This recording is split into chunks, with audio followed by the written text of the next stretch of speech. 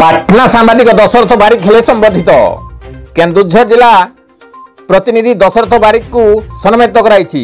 बलांगीर जिला कंटाबांजी स्थित मंगल भवन नुआपड़ा ठारे कुशल टाइम्स न्यूज मुख्य प्रतिष्ठाता देवबस क्षत्रिया अध्यक्षतार एवं कुशल टाइम्स न्यूज चीफ एडिटर संतोष पटेल सहयोग में प्रथम वार्षिकोत्सव अनुष्ठित होती। एथिरे मुख्य अतिथि भाव कंटाबांजी विधायक लक्ष्मण बाग, सम्मानित अतिथि भाव पूर्वतन विधायक सरोज कुमार मेहर, आईनजीवी लव सुना, रेंगाली सरपंच उमाकांत मेहर, तुरईकेला थाना अधिकारी राकेश बेहरा, हरिशंकर रेंज अधिकारी अरविंद नायक, समाजसेवी विनोद कालसाय प्रमुख उपस्थित थे।